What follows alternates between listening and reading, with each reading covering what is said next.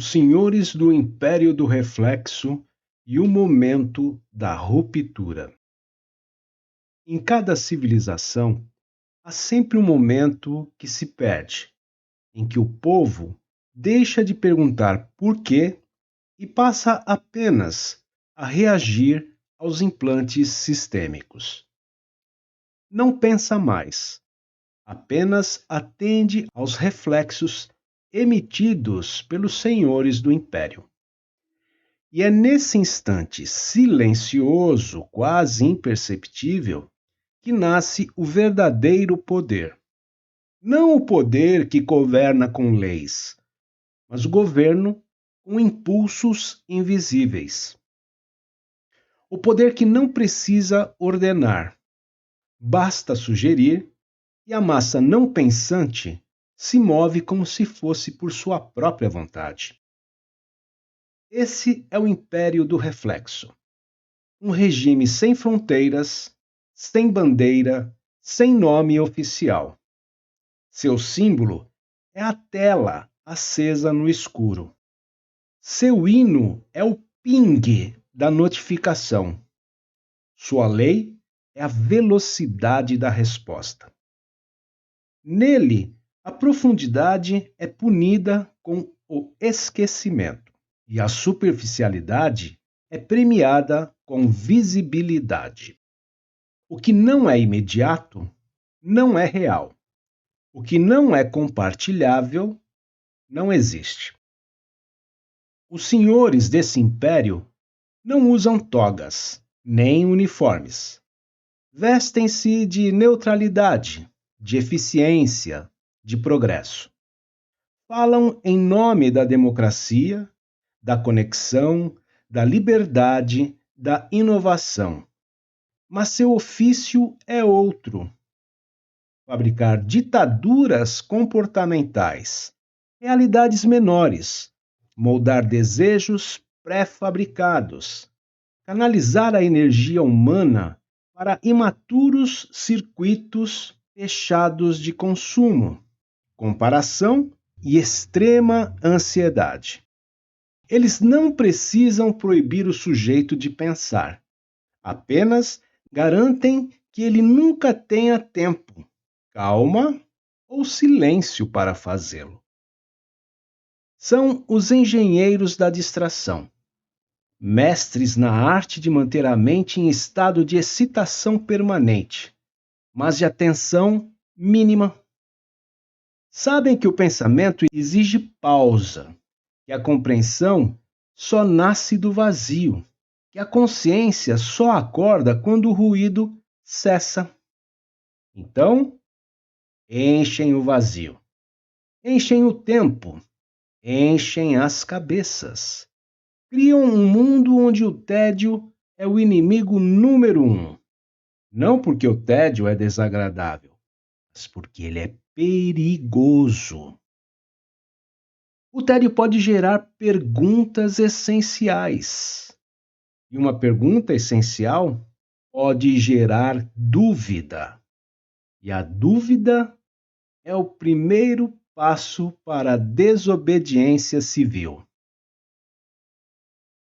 A diretoria invisível não governa com decretos, mas com implantes invisíveis. Com o que sobe, o que desce, o que some.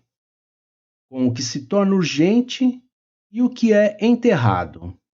Eles decidem, sem que o sujeito saiba, quais medos circularão hoje, quais inimigos serão apontados, quais verdades serão sufocadas sobre uma avalanche de irrelevâncias.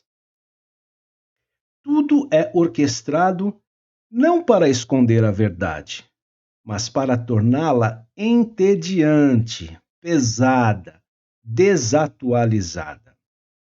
A verdade não é censurada, ela é apenas ofuscada pela velocidade das fake news. E assim, o mundo se transforma num teatro sem fim, onde todos atuam, mas ninguém está realmente presente.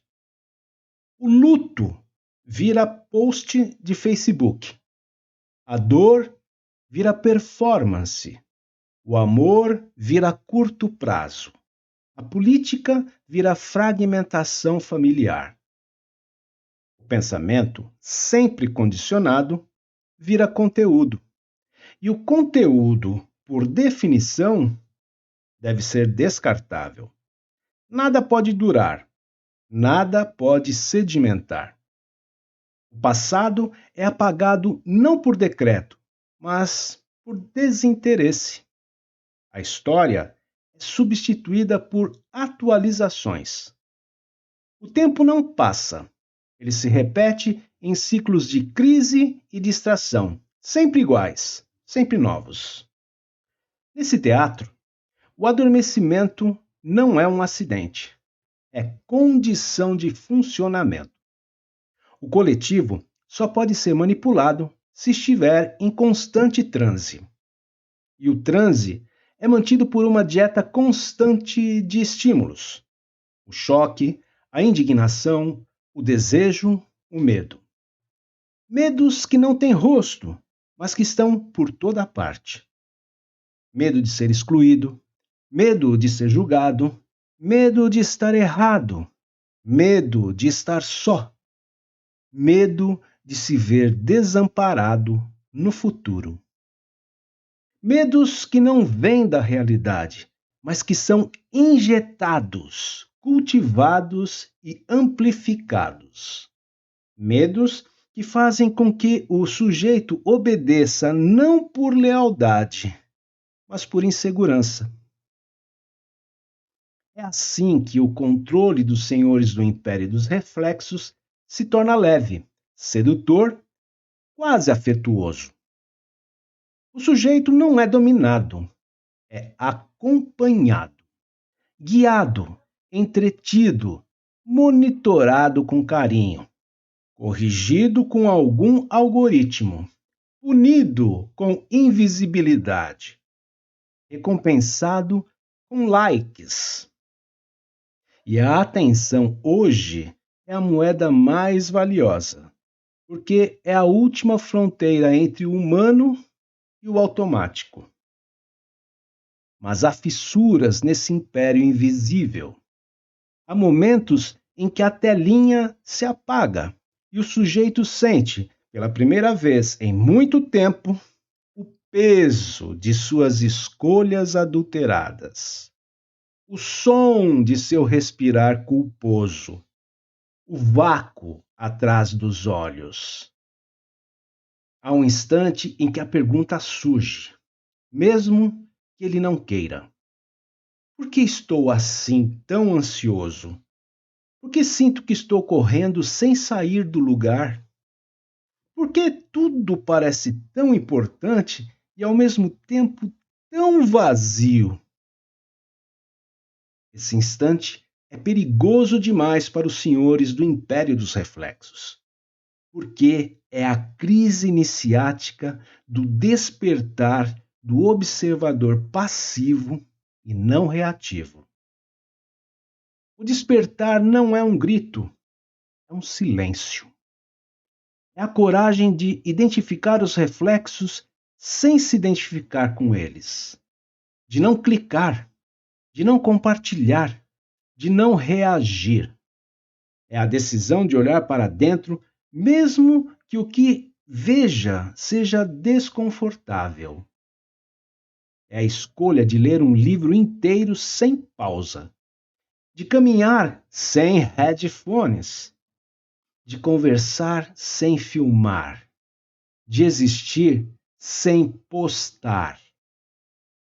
Porque a verdade mais subversiva do nosso tempo é esta: o sujeito não precisa ser visto para existir. Ele não precisa ser rápido para atender. Não precisa estar conectado para estar vivo. Não precisa postar enquanto se alimenta. O império do reflexo só tem poder sobre quem insiste em se identificar com os impulsos emotivos reativos.